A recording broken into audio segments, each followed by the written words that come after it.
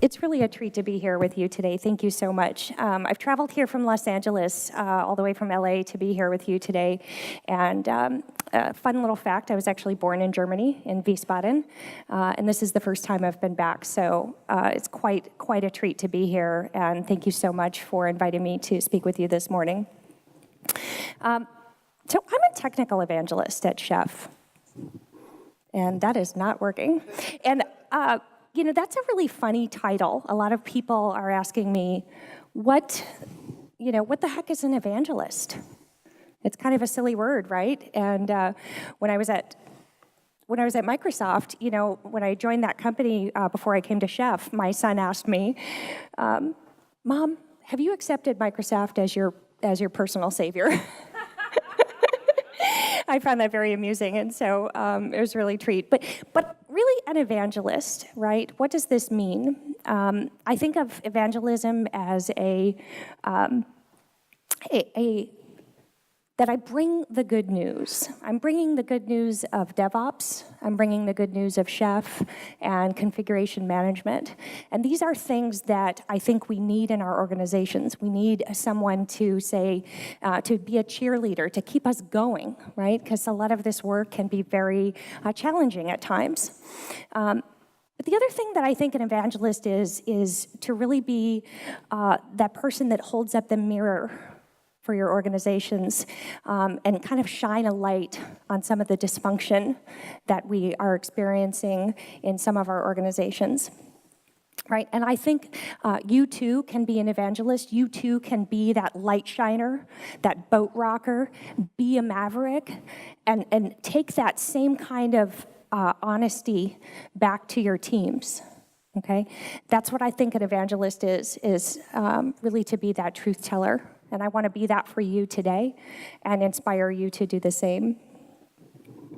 I've been in IT for a long time. I've been doing infrastructure and operations for 17, 18 years, something like that. I stopped counting. And operations is kind of like a difficult job. It's like, how the F did this ever work? But I think it's given me a tremendous grounding in the way that we all keep going and the way the work proceeds. I'm also a student of human factors. I really have a deep appreciation for the things that make our airplanes fly, keep our websites going, keep our services up and running. And so I'm very fascinated by this intersection of technology and humans and how we interact with each other, this human-to-human interaction and human-to-machine interaction. I continue to study this and think that it's something very important for us to really understand. So today, I came here to talk to you about software. We're going to talk about safety. We're going to discuss something called common ground and compliance as code. Right? We know that software is everywhere. You don't need me to tell you this. Right? So someone tweeted the other day that they were terrified of flying because they understand that there is software in those planes. Okay? And we are beginning to recognize that and start to realize that software is eating the world. It's absolutely everywhere. Okay? And this can be something you can fear, or it can be something that you embrace. I recently discovered that there is software even in motorcycles. So I'm a huge fan of MotoGP. Any MotoGP fans here? Woo! So my 5-year-old got our entire family hooked on MotoGP because he found a documentary on Netflix. And so we every weekend would watch the races, and we've been getting to know the riders and understanding their stories, and just became really passionate about motorcycle racing. I like to go fast and break things. And so I recently I think it was last season, was watching Valentino Rossi within the moments of victory at the Mugello track, when all of a sudden he veers off the track and smoke is billowing out the back of his bike. And everyone is in shock, trying to understand how could this victory be snatched away from him. It turns out that it was a software error. Okay, can you imagine being involved in this? Can you imagine being the person involved with testing that software? Can you imagine the postmortem after the fact as we try to understand what possibly happened? You know, is this human error? Right? What could possibly have caused this, and how could we possibly have known this? You know, was it the writer's fault? What was it? But absolutely devastating loss for Valentino Rossi, and you know, we were just crushed. And to learn that it was software just blew my mind. I never even thought, right? Software is absolutely everywhere. Software is in medical devices. Before I was in IT, I spent a lot of years in direct patient care, working in a pediatric intensive care unit. And then I spent a number of years working for a medical device manufacturer. One of my first tasks as I came into IT was helping the QA department look at their tests and see that the code that was checked in had the right file size and the timestamp and things like that. It was a very, very manual process. And as I think now where we are today versus, looking at the way we did testing back then, and continue to be amazed and surprised that software is absolutely in everything, and our very lives are often depending on it. All right, so the importance of software should not be lost on you. And so before we got all Agile and DevOps, software was written released every 6 months. This is fine, right? It's probably fine, we say in DevOps. It was very common to just see these two teams, developers and operations, completely working at the same company, but you might as well have had them working at different companies because they were not working on the same goals. We know that Gene Kim describes the core chronic conflict between developers and operations, right? Developers are working to release changes to the customer faster. We need to deliver value faster to the customers. And operations has a completely different goal. Okay, they are focused on keeping things the same, right? They are the ones working and getting paged at 2 and 3 in the morning. Okay, this is really a problem. And so before DevOps, this was the conflict, and continues to be, right? And so this wall of confusion that people are in, and we haven't even talked about testing yet, right? Developers and operations really have this conflict. So great, DevOps is now here to save the day, right? Woo, DevOps, yay! So we're gonna sprinkle some Agile pixie dust on this project and everything's gonna be fine.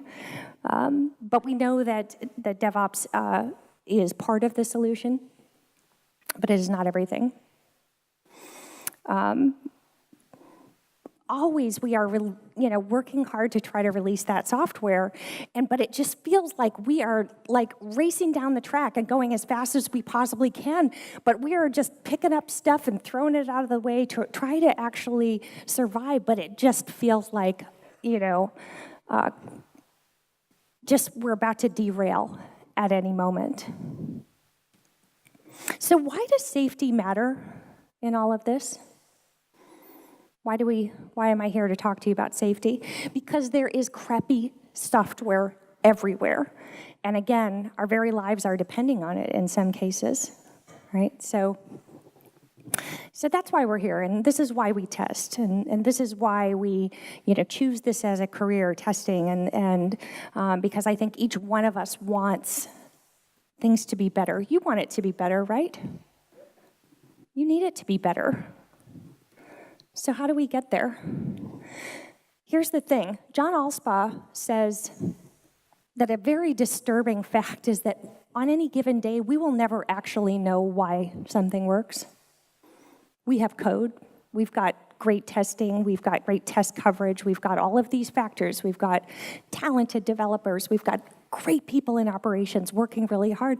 But the really disturbing truth is that we don't actually know why something works. There's so many things that we cannot see that are not code, that you can't test for. So let that sink in for a moment, that truth. It's really important. And what about security in all of this? Where are the security people? Okay? You know, we didn't talk about security, dev, security, ops, test, you know, where are those folks? These people, they have their heart in the right place, okay? They are there to secure the service and make sure that personal data isn't leaking out.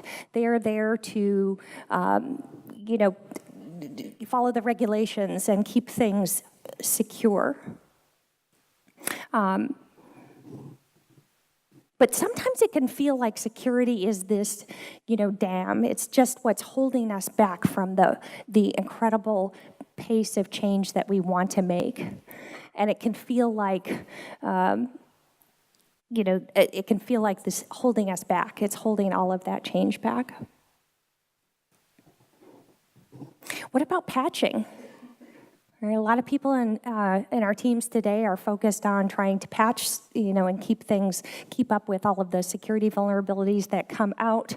And yet, in spite of all of that, in spite of all the work that we've done, in spite of all the work you've done to try to imbue this idea of testing and security into various teams, we still see companies in some cases going out of business because they have, you know, missed something and end up with this, you know, this was patched 8 years ago, but somehow it didn't make it to this machine. And, you know, no one ever says, I love our security teams, right? Do you ever bring them a cup of coffee in the morning and, you know, hey, how you doing? Right? We don't love our security teams, and again, it comes back to that conflict in our teams, and we're not really seeing them want to come to the table and participate with us as well. So many of us are working in industries that are regulated. Anyone here working in, you know, finance, healthcare? Okay. You see these regulations, they are coming across, and you know, HIPAA, PCI compliance, these are all things that, again, very well intentioned. They are designed to address vulnerabilities and to keep information secure. And these regulations can be intense. There's a lot of detail about what controls need to be in place to keep the information secure. And so then, you know, your auditors come in, and you all know what happens when the auditor arrives, right? We keep them in the east side of the building, and we lock the rest of the doors. And we get them out of there as soon as we possibly can. Right? That's how we do an audit. That doesn't feel right to me, though. Right? They are ostensibly there to help you. You know, why aren't we welcoming our auditors with open arms? It's because the practices are ineffective.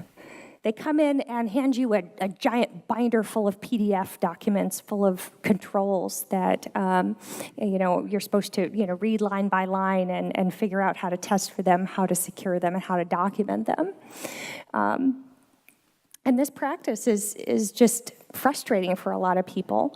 I remember doing a Sarbanes-Oxley audit 12 years ago, and it was very, very manual. We're sitting down with these books of PDFs trying to read and see, you know, I'm sitting down there interviewing developers trying to explain and get them to explain to me how the software meets that control, documenting how user accounts are separated from one another. You know, this is not a fun practice. And with regulations, we have discovered, particularly with the VW emissions scandal, that our ability to effectively regulate our industries is absolutely going to be controlled by whether we can access and understand the code. We see that with the VW scandal. And when those auditors come again, there's a lot of fear that's happening there. I have seen organizations absolutely crippled by this culture of fear. Okay, we all want to do a good job. We come to work wanting to do a good job. And many times, unfortunately, we are noticing that this culture of compliance, where people are deathly afraid that they're going to make a mistake and they're going to be fired or lose their job because of the if it doesn't work, there's a problem. They're going to be somehow held personally responsible. Okay, this fear culture is a real thing, and and it doesn't end at 5 o'clock when they go home. Okay, folks are bringing that home to their families. It's infecting them, and it's really devastating. It's not a good thing. And I think the reason this is happening is because all of these people are speaking a different language. I sat at the restaurant last night and was trying to, understand German. And, it's just like you and I trying to speak to each other, and we all have a different language. Auditors, security, software testers, developers, operations are all speaking a different language with their tools. Right? They are all coming with tools that are fit for their purpose, that do not work with other teams and their tools. This is a failure to communicate. It's a real problem for teams to come together when they're all speaking different languages. From the State of DevOps report, have you read that? The Puppet Labs released for the third year in a row, the State of DevOps report. And within that, we can see the studies by Ron Westrom around organizational culture. And I think what people experience there's a lot of pathological organizations out there where fear is absolutely the norm. They want you to remain that way. Inquiry is discouraged, right? We know that when we see these types of cultures, that we should run the other direction. How many of you have either been in or worked in a pathological or bureaucratic organization? Okay. And how bad did that feel? It's not fun, right? You want to get out of there, right? Do you feel that you are now equipped to sort of recognize any signs of those organizations as you go into perhaps a new job? Are you looking out for these kinds of cultures? Let's take a look for those so that we can think about it, because, again, safety can be predicted by these cultures. Google spent a lot of time looking at their teams because they wanted to understand why is this team successful? What is making this project successful? It turns out that psychological safety is the most powerful predictor of success in teams. Without psychological safety, we are not able to be vulnerable with one another. We are not able to build trust. All of the foundations of our projects are crumbling because people don't have that notion of psychological safety, right? Safety is not just this objective term. There's all kinds of safety that we're talking about. But this turns out to be the most powerful predictor of successful teams. So I think what's interesting here is that we have, last year sometime, John Alspaugh sent me a PDF. So I became part of this secret PDF club of John Alspaugh, who sent me, he's a CTO at Etsy and has done a lot of work around creating great organizational culture.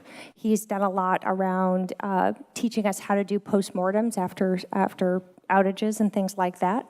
And so he sent me this research paper that I've read probably about 100 times and continue to read and reference because I think it is that powerful. So I want to take you into this paper a little bit. It's called Common Ground in Coordination in Joint Activity. This research, I think, holds the key to a lot of the problems I spoke about around safety, culture, and how teams actually come together to create something greater than any one of us could have done alone.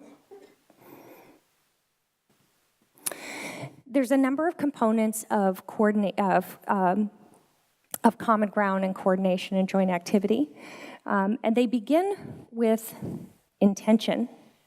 They begin with a basic agreement to actually come together to work on a project, right? How important is it to actually know that the people you are coming together to work on that project with are there with you and care about the success, right? How often do we think about that intention? It turns out to be pretty darn important, and it may not be explicit. There's no like contract, yes, I'm going to do a good job. But there is this notion of a basic agreement, and that's where this common ground begins. The other key part of it is interpredictability, which depends on common ground, and directability, and I'll talk about what these things mean.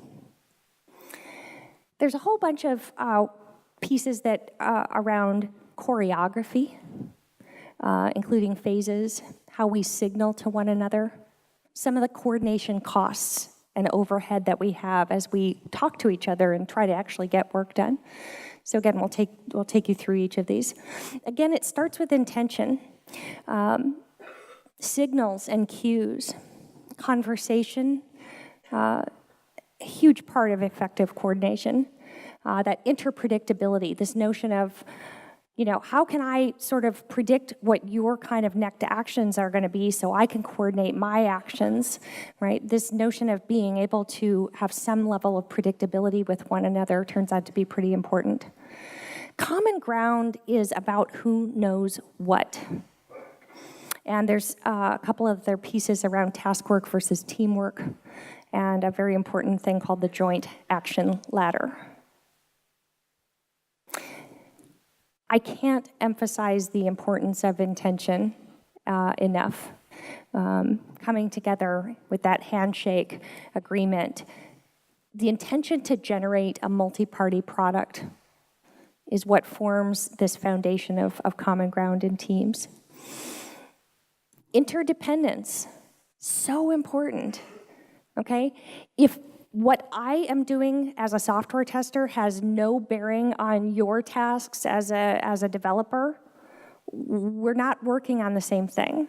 We might be working in the same company, but unless our tasks have interdependence on one another, it's not going to matter. We're probably working in silos, and we know that is not effective behavior. So common ground, I don't like that word because it sort of leaves you thinking that common ground is a thing that you can hold in your hand and that it's a state. But nothing could be further from the truth. It is a process, and it's ongoing, and it's always in flux. So we call it a grounding. It's not something you can obtain. You can't go buy the DevOps. You can't go buy common ground. Next piece is on choreography. How are we actually coordinating our actions among ourselves, among the team? How are folks coming together to notice each other's work and signals and things like that? Because it turns out that communication is actually always proceeding on two tracks, okay? There's the actual task work, the tests that you're writing, the test suite that you're implementing. Those actual tasks, we often think of those and think that those, that's all we need to pay attention to. But the teamwork is all of the work that we do to talk and to synchronize and know that and keep each other up to date. And so that teamwork is where all of the coordination costs and overhead actually happen in a team. Signaling is a key part of choreography. And what I mean by signaling is I'm going to let you know that I need you to write a test tomorrow or something like that, right? And I'm signaling that to you through Slack or however I'm doing that, or I'm letting you know that I'm going to be out of the office next week. That's a signal. Signaling carries a huge responsibility to judge the interruptibility of your peer. Now, when we're all at a desk, we can sort of like notice that the other person is really deep in thought, okay? They've really worked very hard to construct a mental model of the task that they're in. And even when you ask them, do you have a few minutes to talk? Even that very question can distract and take them out of that flow state, okay? So imagine then in a distributed team where all we have is Slack or web conference, we are not able to have that notion of being able to judge the interruptibility of our peers. But just know that it does carry that burden, and it's an important one. Who here uses Slack? Practically everybody, great. So Slack has been, sold as this amazing tool, right? This is gonna like solve all your problems. We've got little bots in there that can, go ahead and kick off a build.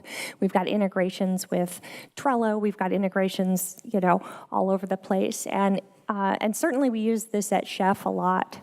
The thing about Slack is that this ongoing stream of comments and things like that.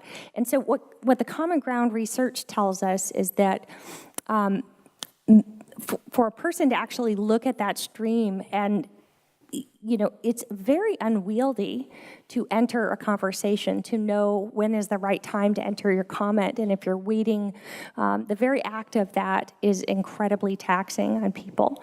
And so I'd be careful about chat ops as this one-size-all-fits solution because it does present an incredible burden for a person to actually participate in that conversation. And imagine that you have a person who's customer-facing, so they're out all day, so they missed that conversation and actually weren't a part of that. So when we leave people out of the conversations, they are not participating in that triangle, right? They're not there. So we need to just be aware of that, especially in our distributed workforce that we're working in these days. So back to MotoGP for a second. The rider's going around the track 200 miles an hour, and there's no radio in the helmet. Right? The rider is interacting very physically with the bike, so it would be incredibly dangerous to radio to them, and it's just not allowed, not permitted. And so the pit crew has this one communication device. All communication is done through the board. The corollary for you is our Kanban boards. Everybody's using Kanban and visualizing work in progress. No hands up. Everybody, Scrum, it's all about making work visible. And in MotoGP, this is the only way that we can communicate with that key person. So keep in mind that, that board can become the source of truth for the rider and for folks working in teams, that all communication needs to be done through the board. But we're continuing to talk about choreography, and a key part of that is the coordination. It's how are we all working through these tasks? And so coordination becomes about managing dependencies between activities. You have testers over here working on this piece, and how do you actually see and coordinate all of those activities? It becomes a huge part of this conversation, and how just be mindful that that's what coordination is about, is managing all of those activities. Now, that said, in spite of all of that, no matter how much you put into procedures and explicit guidelines, that coordination is not going to just happen automatically as a result of that. Right? There's much more to it.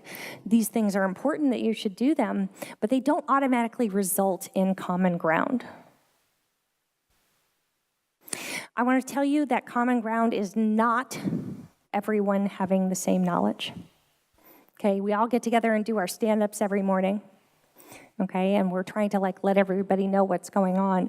But the goal of this and common ground is not that everyone would have the exact same knowledge. Right? We can't just do this Vulcan mind meld and great, everything's fine. Now, great, we have common ground. It doesn't work like that. And so we see, as Valentino Rossi pulls into the pit, there's all kinds of things going on here. You've got this guy with his laptop. One guy is talking to Valentino Rossi. You've got another guy working on tires. All of these people do not have the same knowledge. Okay, they all bring their unique skill set to that interaction. But something that they do all share is this pertinent mutual knowledge. Okay, interpredictability depends on common ground. Common ground depends on pertinent mutual knowledge, beliefs, and assumptions. Again, they're all working on the same thing, but they all have their specialized skill sets, but they all know that their goal is to get him back on the track as soon as possible. There's a couple of really important kinds of pertinent mutual knowledge that I want you to have in your mind. And that is that each one of the people on your team has different roles and functions. And we're all carrying this set of beliefs around routines, various skills and competencies, everyone's unique goals and commitment to the success of the project, and everyone's unique stance. Each one of you has a stance that you're bringing to that interaction. And that stance is around things like your unique perceptions of time pressure, certain amount of fatigue that you might be dealing with, and competing priorities. Okay, these are super important to be aware of as you're working on a project together, that everyone has this unique stance. Common ground is something that we either create or lose during handoffs. Right? Think about the times that your work now is going to the next person. Right? We talk about code moving down the line and our downstream customers. Those handoffs are where we lose common ground most often. And it's something that we need to think about and pay attention to in the handoffs. So why are teams losing common ground? Is it just because you don't like each other? Hopefully not. There's a lot more to it. You may lack experience working together. When I was working in the pediatric intensive care unit, this incredible team of highly skilled professionals would come together to save a life of an infant in moments. Every single one of those people would come together. But do you think that they could do that had they not had experience working together? No, they need that. So if you're assembling a team, okay, you need to know that common ground is going to take some time to build, because if your people don't have experience working together, they may have access to different data. Okay, if you're working on something and you have this separate bit of data that Joe doesn't have, okay, you're going to lose common ground there. If your leadership has not given you clear rationale for the directive that you're working on, that's another way we can lose common ground. Those different stances that we spoke about, if you are not aware of your colleagues' different stance, could be a problem for you. There can be an unexpected loss of communications, and if your team is unskilled at repairing these things, that can definitely be a problem. A big one that I see a lot is a failure to monitor confirmation of messages. So when we send a message to someone, when we signal, and if we are not monitoring whether the person's gotten the message or not, we're going to lose common ground. We may have thought that they've gotten it and things like that. So we're looking for confirmation that our signals are received. And this one's important. One of the most fundamental loss of common ground comes when we are confused over who knows what. Remember, common ground is pertinent mutual knowledge and who knows what. Not everyone knowing the same thing. And so that's where this incredible thing called the joint action ladder comes in. There's 4 steps when we're thinking about signaling, and we're thinking about collaborating, and we're thinking about building common ground across our team. The first one is you have to attend, all right? The example I'm going to give you is an email exchange between 2 parties. So Joe sends a note to Jane, and Joe thinks that Jane got his email because we always sort of just assume that email gets there, but what if she has a virus on the computer and therefore she didn't even get the message? She cannot attend to that email because she didn't get it. The second piece is perception. You have to perceive that there is a message there for you. You might be super busy and completely distracted and completely ignore that note. You're not even perceiving that it's there for you, that there's something waiting for you that you need to pay attention to. The third is an understanding. Right? You've gotten the email, but do you understand what the request is? Is it clear? Is it written in a way that you can actually make sense of? Understanding. And the fourth is action, right? What action are you going to take as a result of seeing all of those things? Okay, and ideally, every single one of these steps has to be climbed. If you do not climb this ladder, you have a fundamental breakdown in common ground. So ideally, you would transmit some construct of the meaning of the message, and what that confirmation sends is that you've climbed all the rungs. And so when common ground breaks down, it's because you've mistakenly assumed that all the rungs have been climbed. I see this all the time. You might get to step 3 and say, okay, I got your email, but I couldn't open the attachment. So you're transmitting the fact that you've, reached this far up the ladder. But until you can actually act and construe back to the sender the meaning that shows that person. So when we fail to monitor those communications and look for signals back and look for confirmation, that's when we have a breakdown.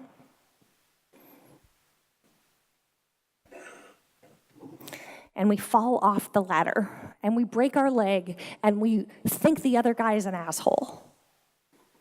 But it's really us, that we always have to be aware of this, be mindful of it.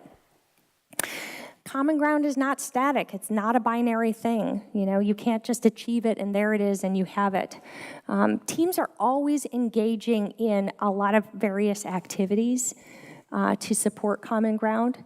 They're spending time structuring their preparations to establish routines.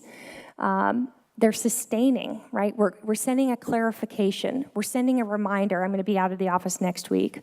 We're always sustaining those things. We're updating others about changes that they may have missed because it's not in their viewpoint, right? Remember, there's a awareness that's happening, and so if someone's literally not there, we need to update them and keep them in the loop. We're always monitoring our other team members, right? It's important for us to have that directability, right? So if we're working in a team and we notice that our partner has a misunderstanding, we are monitoring that so we can help them, get that corrected. And the last piece that we're often doing is detecting. We are detecting anomalies. We are looking for signals that indicate a loss of common ground, and we are committing, as part of that intention, as part of that agreement, we're committing to repairing that loss of common ground. Because no matter how much you prepare, no matter how good your documentation is, there will always be a loss of common ground, and no amount of procedure can correct that or prevent them from happening. So what are high reliability organizations doing about this? So there's something that special that we notice is that high reliability organizations are marked by this continual mindfulness. They are continually searching for indications that would indicate a loss of common ground. Right? This is something we know that organizations are doing, and it really makes a difference for them. Safety, it's conveyed through actions. Actions can be code that we're testing. Actions can be conversations. Safety is conveyed through actions. So what are we doing about automation? What are we doing about testing? What are we doing about infrastructure testing? How do we think about automation as a team player? We've talked about common ground among teams, among humans, but what about the machines? Okay, what about those complex software agents? What can they reason about? And how do the humans interact with the machines? And how do we begin to think about automation as a team player and start to include automation as part of this conversation about safety and as part of this conversation about common ground? So the paper gets into this a little more in depth. So I encourage, I'll make a link for you. So at Chef, we've been thinking about this for a long time. We've been doing configuration management and infrastructure as code for a long time. But we have been recently thinking a lot about testing. We've been thinking a lot about compliance and how do we bring that into this conversation, making automation a team player. Maybe we're not building cars, but we are all building something, and we need to understand our interactions with the machines. So Chef acquired a company last year called VolcanoSec, and they're actually here they're in Berlin, and they wrote an open source language called InSpec. And InSpec is compliance as code. It's human readable. We talked about everyone speaking different languages. InSpec brings teams together. InSpec is your translator. InSpec lets every single one of you and your security teams and DevOps teams actually bring your unique skill sets to the table. And when each of you can start communicating in the same language, what a huge difference maker that is for common ground. Right? If we can start to make these steps forward in trying to bring teams together, and that's what we're doing with InSpec. And here's why it matters. Let's take an example. Remember that big binder full of PDFs that the security, the compliance team brought us? So just one of the controls in there has to do with SSH. And it's very nice. It says, please use version 2 instead to address the vulnerabilities. And that's great. But what do you do with that? Maybe you're going to grep, whatever command you're doing to try to see and inspect what the state of that is on the machine. And so what InSpec lets you do is map those controls into the open source language InSpec. So we can see the control, we can see the title, and we're just really copying and pasting, from the various controls. We can set things like metadata that describes the title and the description of and why we're doing it and the rationale. And we can even set the impact rating. How important is this to our organization? How important is this particular control?